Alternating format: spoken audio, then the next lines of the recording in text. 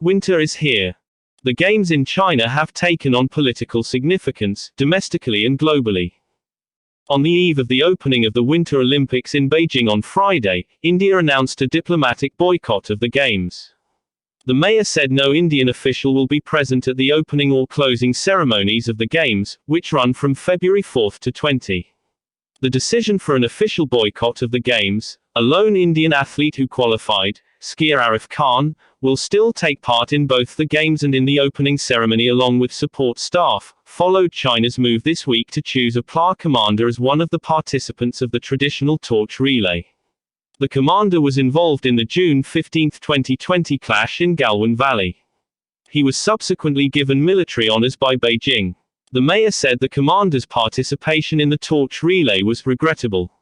Until this week, New Delhi was considering having its top diplomat in Beijing attend the Games. Only in November, India joined Russia in expressing support for the Games, following a meeting of the foreign ministers of Russia, India and China.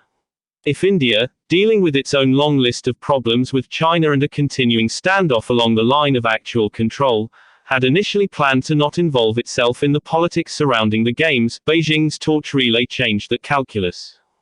The broader context of the selection of the PLA commander is an ongoing campaign by China to publicize Galwan and highlight the bravery of PLA troops. India's statement of support for the Games in November had come amid the US and its allies announcing a diplomatic boycott because of rights violations in Xinjiang, where minority Uyghurs have been sent to re-education camps. China first denied the existence of the camps, but later said they were for vocational training. China denounced the diplomatic boycott by around a dozen countries, which India has now joined, albeit for different reasons, as politicizing the Games.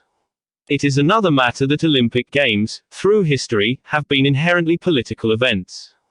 For host nations, holding a successful Games carries the promise of burnishing the legitimacy of the government of the day.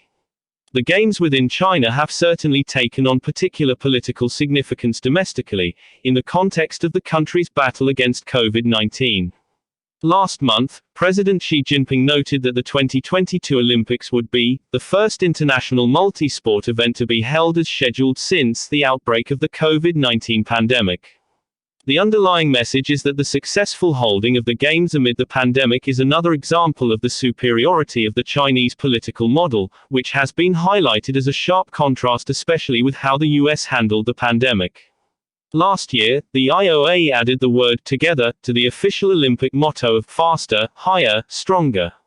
If that is certainly a laudable aspiration, it is clear that as far as the Olympics are concerned, the politics is never far away. That will certainly be the case in Beijing as the latest Games, both on and off the ski slopes, begin.